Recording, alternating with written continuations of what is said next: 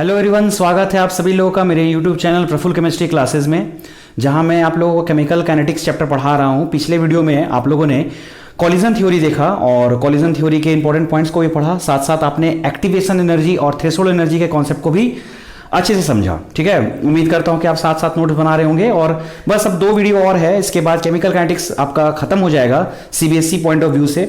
उसके बाद फिर उसमें कॉम्पिटिटिव एग्जामिनेशन के क्वेश्चन को ऐड बाद में मैं कर दूंगा।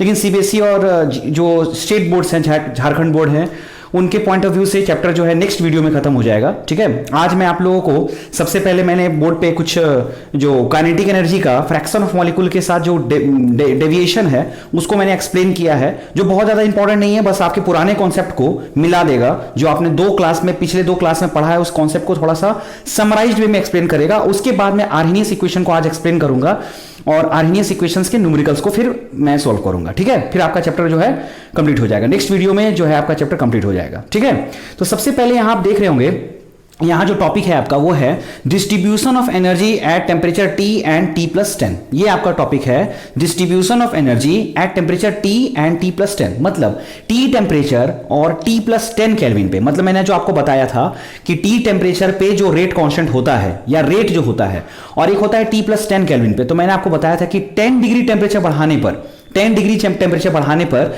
जो आपका रेट कांस्टेंट का वैल्यू जो है वो डबल हो जाता है, ये रेट आपका डबल हो जाता है। ठीक है, तो T+10 है और एक आपका T है। T+10 पे जो रेट कांस्टेंट होगा वो इसका डबल होगा। इस चीज को मैं ग्राफिकली एक्सप्लेन करने का कोशिश कर रहा हूं और इसे ध्यान से समझिएगा। ठीक है, ये ग्राफ हालांकि एग्जाम में बहुत ज्यादा इंपॉर्टेंट नहीं है, एग्जाम में आता नहीं है, बट फिर भी आपके पुराने कॉन्सेप्ट को एक बार समराइज कर देता है ये। ठीक है, देखिए फ्रैक्शन ऑफ मॉलिक्यूल्स का मतलब क्या होता है। जैसे आप कोई रिएक्शन करवा रहे हैं तो रिएक्टेंट के जो मॉलिक्यूल्स होते हैं जो आपस में कोलाइड करके प्रोडक्ट बनाते हैं, उन्हें आप फ्रैक्शन ऑफ मॉलिक्यूल्स कह सकते हैं। मतलब मॉलिक्यूल्स का फ्रैक्शन, अंश, हिस्सा।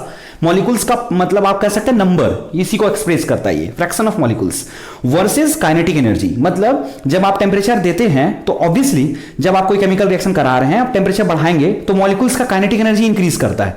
तो वो जो फ्रैक्शन ऑफ मॉलिक्यूल्स है जो किसी खास टेम्परेचर पे, और काइनेटिक एनर्जी जो उसका जो रिलेशन देगा, फ्रैक्शन ऑफ मॉलिक्यूल्स का काइनेटिक एनर्जी का जो रिलेशन देगा किसी खास टेम्परेचर पर, वो ये ग्राफ में एक्सप्लेन होता है। ठीक है, तो आप देख रहे होंगे मैंने आप यहां पे 2 ग्राफ बनाया है। एक ग्राफ T टेम्परेचर के लिए है, तो देख रहे होंगे आप कि टेम्परेचर जो T टेम्परेचर पर जो काइनेटिक एनर्जी और फ्रैक्शन ऑफ मॉलिक्यूल्स का ग्राफ ये है आपका। ठीक है, ये वाले ग्राफ को आप पुराने वाले जो कल मैंने जो ग्राफ बताया था, पिछले वीडियो में जो मैंने ग्राफ बताया उससे कंपेयर नहीं कीजिएगा आप, वो अलग चीज है। ठीक है, फ्रैक्शन ऑफ मॉलिक्यूल्स और काइनेटिक एनर्जी का ग्राफ आप ये देख रहे हैं T टेम्परेचर पर। ठीक है, T टेम्परेचर पर आपने देखा कि ये फ्रैक्शन ऑफ मॉलिक्यूल और काइनेटिक एनर्जी का ये ग्राफ है।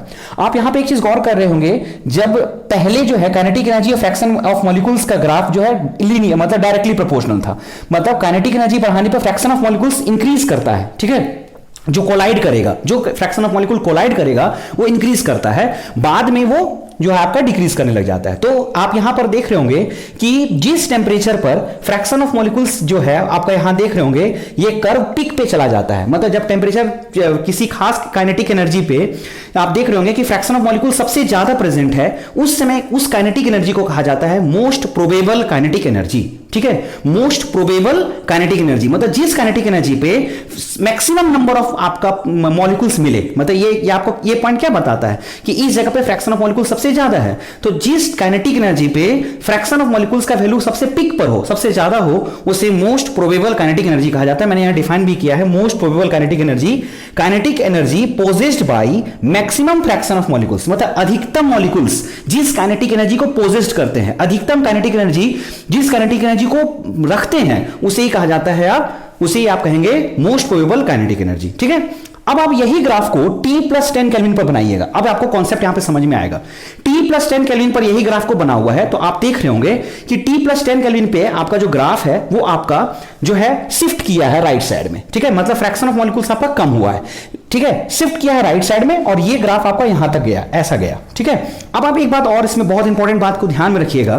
तो ये मैंने आपको पिछले वीडियो में भी बताया था कि काइनेटिक एनर्जी बढ़ाने पर जो है, जो एनर्जी के साथ जब मैंने रिलेशन दिया था मॉलिक्यूल्स का, तो वहां पे मैंने आपको बताया था कि काइनेटिक एनर्जी से आपका जो है, काइनेटिक एनर्जी से जो आपका रेट ऑफ रिएक्शन इंक्रीज करता है। लेकिन ये जरूरी नहीं है कि हर एक काइनेटिक एनर्जी से आपका प्रोडक्ट बन ही जाए। मैंने आपको एक कंडीशन बताया था कि अगर आप काइनेटिक एनर्जी बढ़ा रहे हैं तो एनर्जी जो है वो थ्रेशोल्ड एनर्जी से ज्यादा होना चाहिए। अगर थ्रेशोल्ड एनर्जी से एनर्जी ज्यादा हुआ, ठीक है, तभी वो आपका इफेक्टिव कॉलिजन होगा और वो आपको प्रोडक्ट देगा। एनर्जी जो है आपका क्या होना चाहिए, थ्रेशोल्ड एनर्जी से ज्यादा होना चाहिए। तो ये जो ए पॉइंट है, ये ए पॉइंट रिप्रेजेंट करता है थ्रेशोल्ड एनर्जी को। मतलब यहां के बाद इसके इस साइड, लेफ्ट साइड में जितने भी काइनेटिक एनर्जी दिखाए गए हैं और जो मॉलिक्यूल्स आपका आपस में कोलाइड कर रहा होगा, वो सब इनइफेक्टिव कॉलिजन को रिप्रेजेंट करता है। और ए के बाद जो कर्व मैंने इंक्रीज किया है इस साइड टी पर केल्विन पर और टी प्लस 10 केल्विन पर, ये आपका इफेक्टिव कॉलिजन वाला एरिया है, क्योंकि यहां के बाद ये जो एनर्जी है, ये इस एनर्जी को मैं थ्रेशोल्ड एनर्जी कह रहा हूं, यहां के बाद वाले सारे मॉलिक्यूल्स जो कोलाइड करेंगे वो आपका इफेक्टिव कॉलिजन देंगे, यानी कि ए के बाद, ठीक है। इसलिए ए को मैंने यहां थ्रेशोल्ड एनर्जी दिया है। ये वाले पोर्शन में आपका इफेक्टिव कॉलिजन हो रहा होगा और इस वाले पोर्शन में आपका इनइफेक्टिव कॉलिजन हो रहा होगा। ये आपका इफेक्टिव कॉलिजन है, क्योंकि थ्रेशोल्ड एनर्जी से ज्यादा एनर्जी है। ये बात समझ में आ गई। अब आप एक बात और गौर कर रहे होंगे कि टी टेम्परेचर पर जो आपका एनर्जी, जिसका एनर्जी थ्रेशोल्ड एनर्जी से ज्यादा है, उसका ग्राफ का जो कर्व है वो यहां तक है। मतलब ये आपका शेडेड एरिया हो गया। कौन सा, A B C D, T temperature पर। और टी प्लस 10 केल्विन पर मैंने जो ये आपका रिप्रेजेंट किया है इफेक्टिव कॉलिजन वाले पार्ट को, वो है आपका ए बी ई एफ, ठीक है। तो मैंने ग्राफिकली इसको ऐसा रिप्रेजेंट किया है जो आपको देखने पे लग रहा होगा कि ए बी ई एफ का जो एरिया है वो ए बी सी डी का लगभग 2 गुना है। ए बी सी डी का 2 गुना है। किसका area, A B E F का। यानी कि ए बी ई एफ का एरिया अगर डबल है ए बी सी डी से, ये क्या रिप्रेजेंट करता है, तो ये रिप्रेजेंट करता है कि टी 10 डिग्री टेम्परेचर बढ़ाने पर आपका जो एरिया वाला पार्ट है वो डबल हो गया। मतलब एरिया वाला पार्ट डबल हो गया, मतलब आपका रेट डबल हो गया। तो मैंने आपको इसके 2 वीडियो पहले मैंने आपको बताया था कि 10 डिग्री बढ़ाने पर आपका जो रेट है वो डबल या थोड़ा उससे ज्यादा हो जाता है। तो ये आपका बता रहा है कि जो शेडेड एरिया टी प्लस 10 वाला है वो डबल दिख रहा होगा, आपको लग भी रहा होगा लगभग डबल है। किसका, टी वाले के कंपेयर में। यानी कि टेम्परेचर 10 डिग्री बढ़ाने पर शेडेड एरिया का जो शेडेड एरिया जो है वो 10 आपका डबल हो गया। तो यहां मैंने लिखा है area of A B E F equal to 2 into area of A B C D. मतलब ए बी सी डी के एरिया का 2 गुना है, जिससे यह समझ में आता है rate of reaction is twice. मतलब टेम्परेचर बढ़ाने पर रेट ऑफ रिएक्शन क्या हो गया आपका, ट्वाइस हो गया, ठीक है। तो ये रिप्रेजेंट करता है आपका ये ग्राफ, ठीक। तो मैंने यहां पे 2 बात को मिक्स किया है। पहला बात कि काइनेटिक एनर्जी पर फ्रैक्शन ऑफ मॉलिक्यूल्स जो काइनेटिक एनर्जी है जिसके पास, वो आपका इफेक्टिव कॉलिजन में नहीं आएगा तब तक जब तक कि उसका एनर्जी थ्रेशोल्ड एनर्जी से कम हो। थ्रेशोल्ड एनर्जी से ज्यादा हुआ तब आपका वो इफेक्टिव कॉलिजन होगा, जो कि इस एरिया को रिप्रेजेंट कर रहा है। और मैंने ये भी बताया कि 10 डिग्री टेम्परेचर बढ़ाने पर जो एरिया है आपका वो डबल हो गया, जिसका मतलब ये है कि रेट ऑफ रिएक्शन भी डबल हो गया। 2 बात, पहला बात, एनर्जी बढ़ाने पर आपका जरूरी नहीं है कि इफेक्टिव कॉलिजन हो जब तक कि वो थ्रेशोल्ड एनर्जी को पार ना कर ले। पहला बात ये था। दूसरा बात आपका ये था कि एरिया जो 10 डिग्री बढ़ाने पर वो डबल हो गया टी वाले के कंपेयर में, जिसका मतलब ये है कि 10 डिग्री बढ़ाने पर रेट ऑफ रिएक्शन भी आपका डबल हो गया, ठीक है। तो इस ग्राफ को आप लोग लिख लीजिएगा, ये 2 कुछ बात को यहां पे आप यहां पे मेंशन कर लीजिएगा, ठीक है। मैं हट जाता हूं, आप इसको लिख लीजिएगा।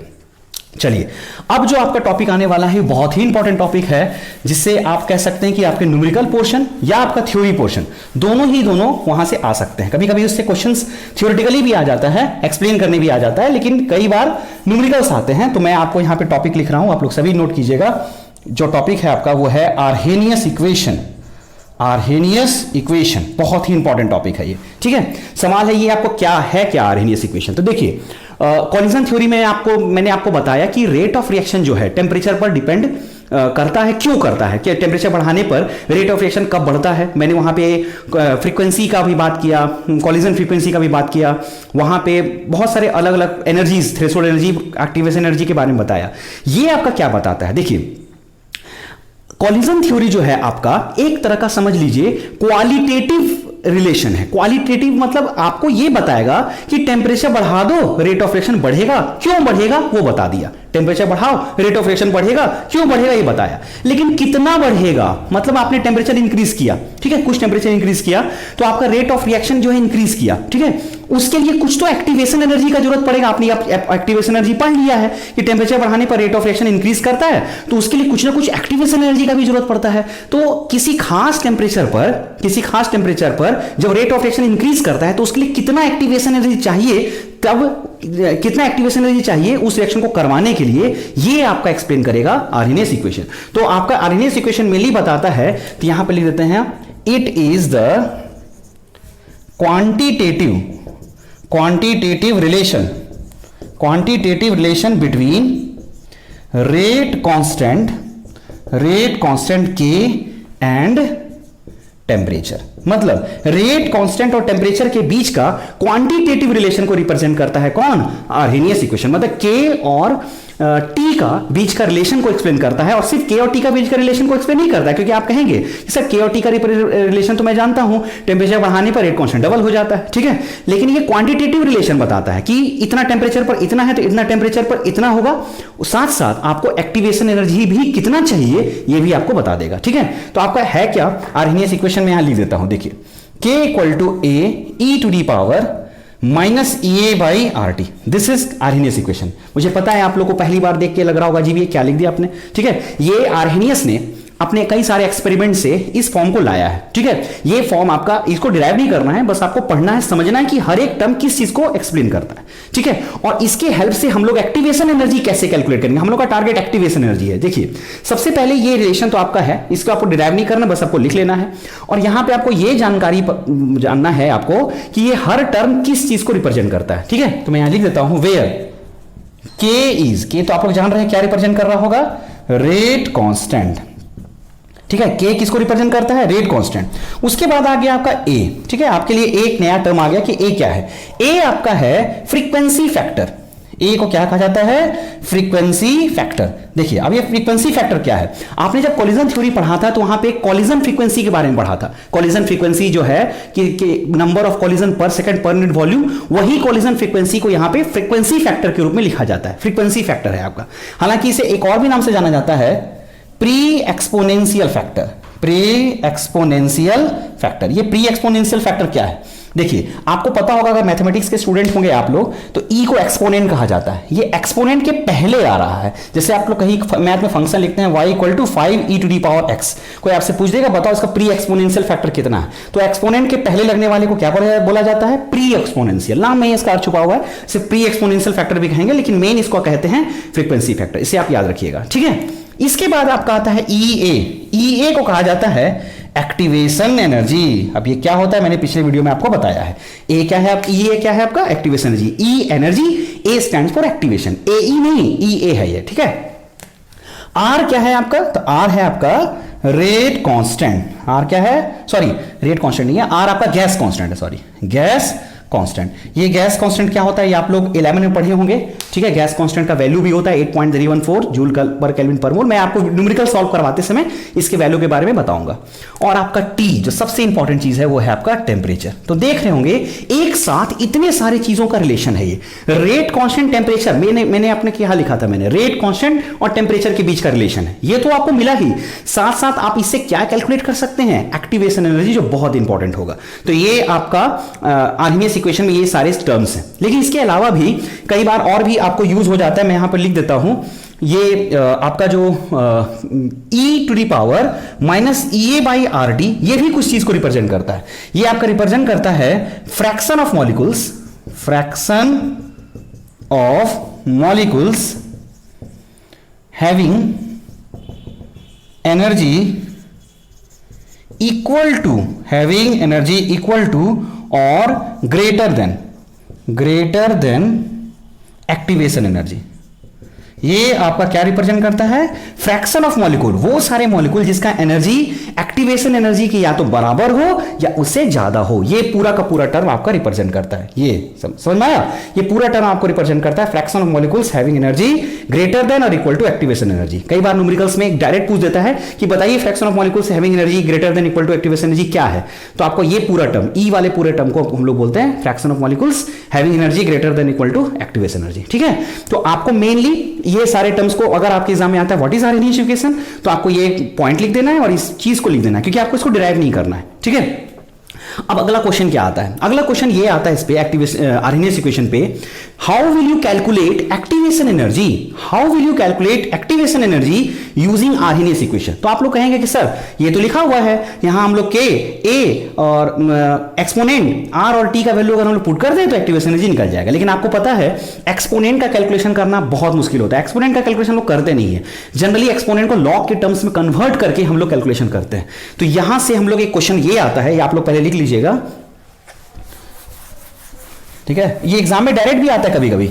अब बहुत इजी डेरिवेशन है, आपको समझ में आ जाएगा। ठीक है, देखिए आपका ये है calculation of activation energy, calculation of activation energy from Arrhenius equation. Arrhenius equation के हेल्प से एक्टिवेशन एनर्जी को कैलकुलेट करना, ये है आपका टॉपिक। आर्हेनियस इक्वेशन के हेल्प से एक्टिवेशन एनर्जी को कैसे कैलकुलेट किया जाता है, बहुत इजी है, ग्राफिकली आप इसको समझ सकते हैं। देख लीजिएगा, मैं इसको एक्सप्लेन कर रहा हूं। ठीक है, सबसे पहले आपका रिलेशन क्या है, k equal to a e to the power minus EA by RT, ये है आपका रिलेशन। ठीक है, यही आर्हेनियस इक्वेशन है आपका। इसको मैं देखिए सिंप्लीफाई करके एकदम इजी फॉर्म में ले आऊंगा और वहां से हम लोग एक्टिवेशन एनर्जी को कैसे कैलकुलेट करते हैं, ग्राफिकली भी करेंगे और न्यूमेरिकल्स में भी वो फॉर्मूला काम आएगा। जब मैं अगले क्लास में न्यूमेरिकल कराऊंगा आर्हेनियस इक्वेशन का, तो उसमें भी वो फॉर्मूला काम आएगा। ठीक है, देखिए ये हो गया आपका रिलेशन। अब मैं क्या कर रहा हूं, टेकिंग ln बोथ साइड्स। देखिए मैं इसे लॉग के टर्म्स में कन्वर्ट कर दूंगा। मैंने आपको कहा भी था कि लॉग के टर्म्स में कैलकुलेशन करना बहुत आसान होता है, इसलिए मैं इसे लॉग के टर्म्स में कन्वर्ट कर रहा हूं।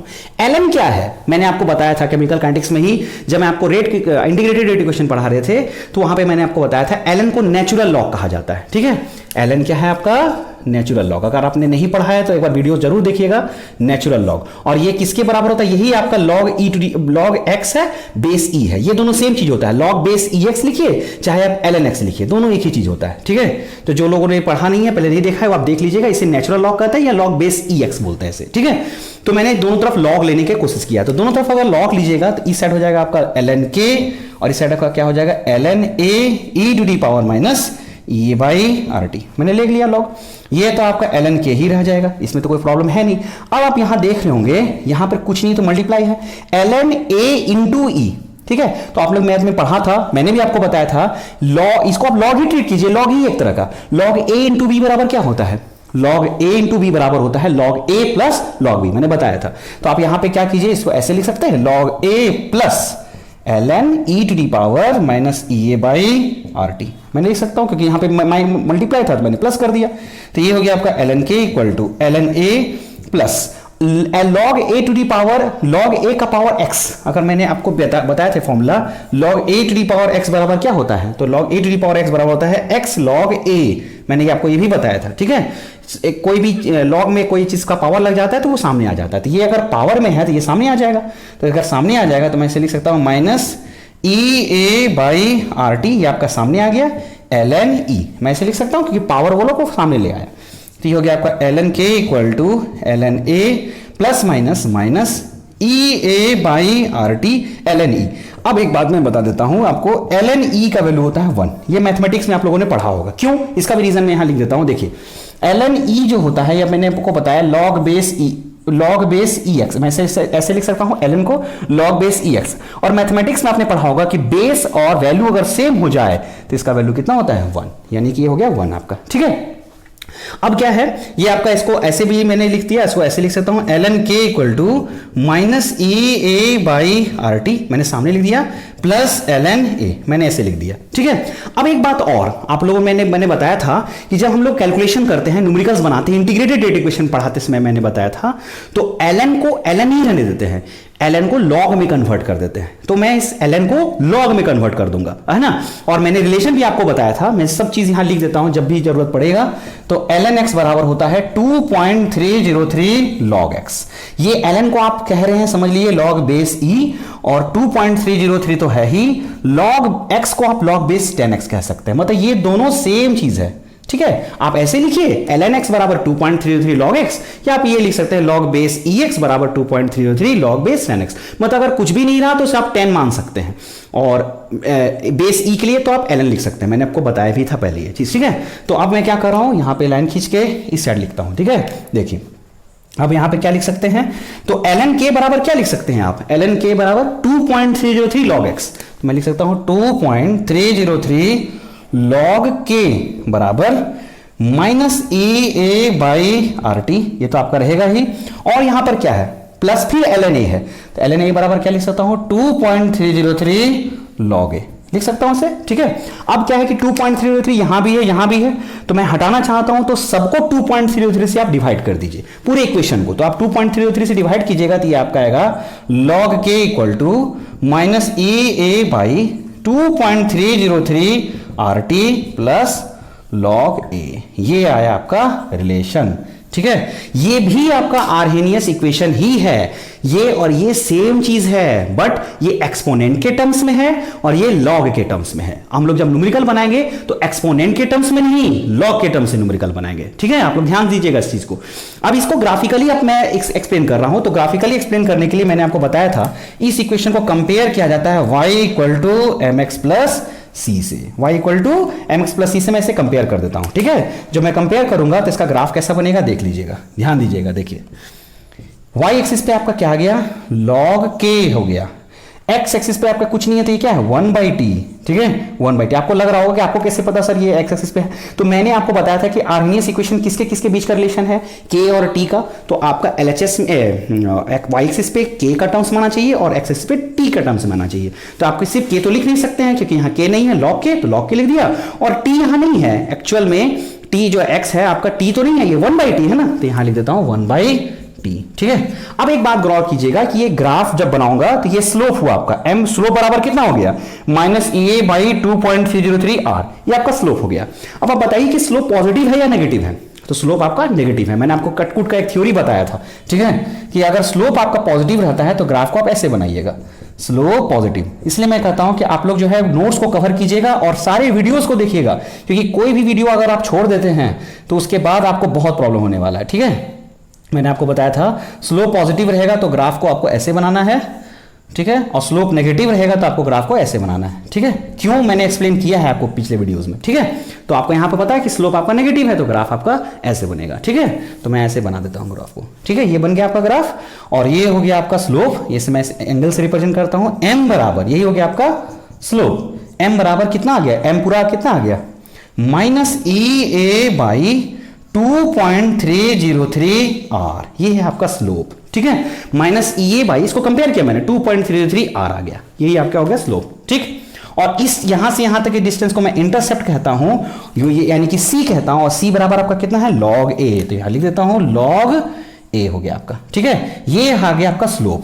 ठीक, अब आपको उससे कोई क्वेश्चन पूछेगा कि calculation of activation energy from Arrhenius equation, तो मैंने एक्टिवेशन एनर्जी को कैलकुलेट करने के लिए इतना काम किया। ठीक है, अब बोलिएगा कि सर एक्टिवेशन एनर्जी कैलकुलेट हुआ कहां यहां पे। ठीक है, एक्टिवेशन एनर्जी कहां कैलकुलेट हुआ, तो देखिए अगर आपको कोई ग्राफिकली आपको कैसे एक्टिवेशन एनर्जी कैलकुलेट करना है, आपको न्यूमेरिकल के टर्म्स में कैसे कैलकुलेट करना है, तो आपका फॉर्मुला आ गया ये। ठीक है, इसमें न्यूमेरिकल में मैं बताऊंगा भी, लेकिन ग्राफिकली अगर कोई बोलेगा कि आपको एक्टिवेशन एनर्जी कहां मिला, तो देखिए अगर कोई आपको log k और 1/t के ग्राफ का स्लोप बता दे, क्या बोला मैंने, log k और 1/t के ग्राफ का क्या बता दे, स्लोप बता दे। अगर आपको कोई स्लोप बता देगा तो आप EA को कैलकुलेट कर सकते हैं, क्योंकि आपको पता है स्लोप बराबर ही है -EA/2.303R, R का वैल्यू फिक्स होता है। जैसे अगर आपको किसने बोला, मैं इसे मिटा देता हूं बगल वाला ये सब चीज को आप लोगों ने लिख लिया होगा, अगर आप किसी ने बोला कि log k और 1/t के ग्राफ का स्लोप जो है आपका 2 है, तो बताओ एक्टिवेशन एनर्जी कितना होगा, तो आपने पढ़ा है m बराबर -EA/2.303R। अगर आपको ये 2 बता देगा तो ये हो गया आपका -EA/2.303R, तो आपका EA बराबर कितना हो जाएगा, बोलिए,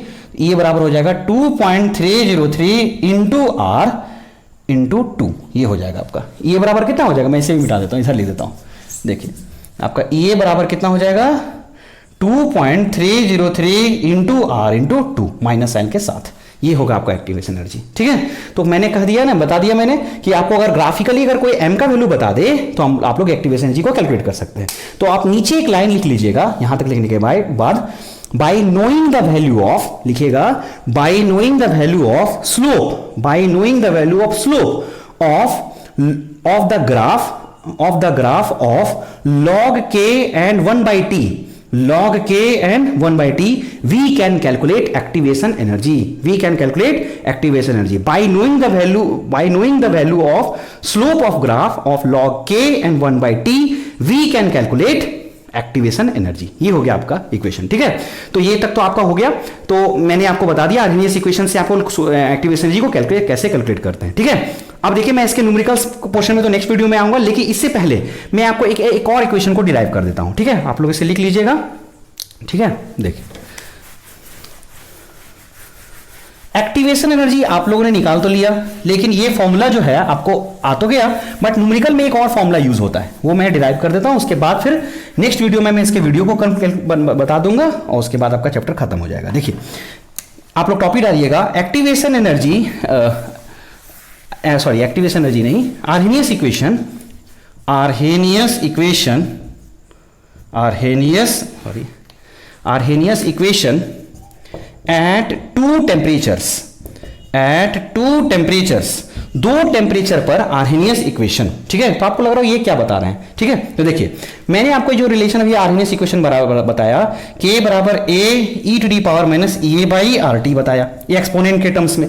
मैंने एक और रिलेशन को डिराइव किया, log k equal to minus E A by 2.303 R T plus log A, ये दोनों सेम चीज है। ठीक है, लेकिन इस रिलेशन में एक टर्म आ रहा है ए आपका फ्रीक्वेंसी फैक्टर। अगर मैं इस फ्रीक्वेंसी फैक्टर को मैं हटा सकता हूं एक शर्त पे, आपको अगर दो अलग अलग टेम्परेचर का अगर रेट कांस्टेंट दे दे, दो अलग अलग टेम्परेचर दिया हुआ हो, तो ऑब्वियसली बात है जब टेम्परेचर दो होगा तो रेट कांस्टेंट भी दो होगा, तो वो अगर आपको दे दे तो आप ए को हटा सकते हैं। ठीक है, तो इसको कैसे ड्राइव करेंगे, तो देखिए मैं यहां क्या कर रहा हूं, एट T1 टेम्परेचर पर क्या होगा, तो आपका होगा log K1, T1 टेम्परेचर पर रेट कांस्टेंट क्या हो गया आपका K1 minus E A by 2.303 R T T1। देखिए ये आपका कांस्टेंट रहेगा क्योंकि रिएक्शन तो वही है ना, टेम्परेचर आपने बदला है, एक्टिवेशन एनर्जी तो आपको वही रहेगा। ठीक है, और आपका आर भी कांस्टेंट है, ये भी कांस्टेंट रहेगा, सिर्फ दो चीज बदलेगा, एक T1 और एक K1, और ये भी आपका वही रहेगा log A। ठीक है, ये मैंने बताया T1 पर, इसे मैं इक्वेशन नंबर 1 मान लेता हूं। ठीक है, अब मैं लिख रहा हूं एट T2 क्या होगा आपका log K2 equal to minus A by 2.303 R T2 plus log A, ये हो गया इक्वेशन नंबर 2। दो टेम्परेचर मैंने लिया, दो रेट कांस्टेंट भी आपको मिल गया। ठीक है, अब मैं क्या कर रहा हूं, दोनों इक्वेशन को मैंने एक को हटाना चाहता हूं, तो बोलिए एक को कैसे हटाइएगा, आप दोनों में को माइनस कर दिए तो आपका कैंसिल हो जाएगा ये।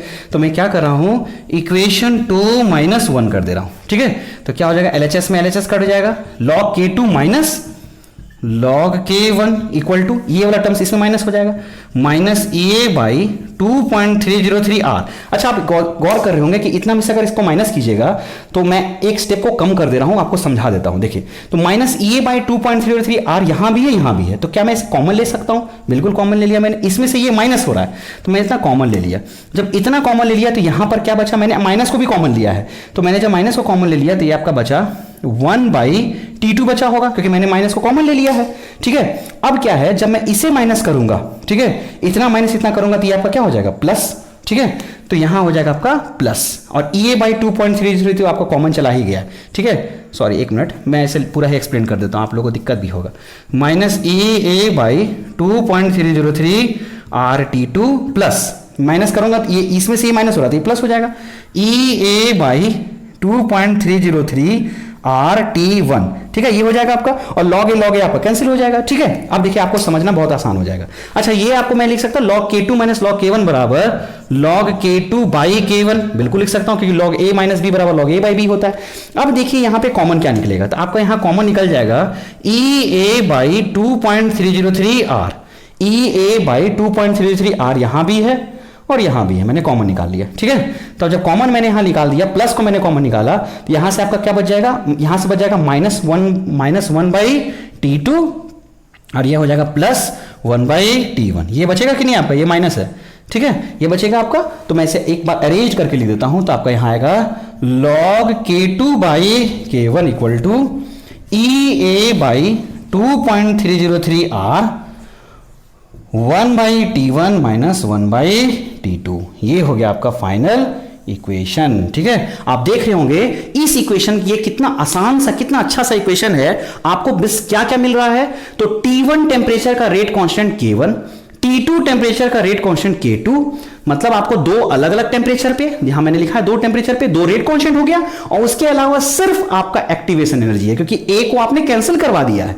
तो ये आपका तीन फॉर्मूला निकला है कि ये और ये तो सेम चीज हुआ, मेन फॉर्मूला आपका ये निकला और ये निकला, ठीक है, जिस पे मैं न्यूमेरिकल आपको बताऊंगा। ये टॉपिक पे भी न्यूमेरिकल बनता है, इस फॉर्मूला पे भी, बट अंदर है यहां पे फ्रीक्वेंसी फैक्टर को भी एक साथ में लेना होगा। और अगर दो टेम्परेचर आपको दे दे और दो रेट कांस्टेंट आपको बता दे, तो आप यहां से भी एक्टिवेशन एनर्जी को कैलकुलेट कर सकते हैं। इसके लिए आपको फ्रीक्वेंसी फैक्टर का जरूरत नहीं है, क्योंकि इसमें फ्रीक्वेंसी फैक्टर आपका कैंसिल हो चुका है, ठीक है। तो आप ये दोनों फॉर्मूला को, इसे भी आप नोट कर लीजिएगा। ये आपके एग्जाम में डायरेक्ट ऐसे नहीं आता है डिराइव करने के लिए, बट ये फॉर्मूला आपको याद रखना पड़ेगा, क्योंकि इसी फॉर्मूला से मैं अगले क्लास में न्यूमेरिकल्स भी सॉल्व करूंगा, ठीक है। तो आप दो इसे आप नोट कर लीजिएगा, और आप लोग इसे नोट करने के बाद फिर इसे एक बार समरी करके एक बार फिर से डिराइव करने का अपने से कोशिश कीजिएगा, ठीक है।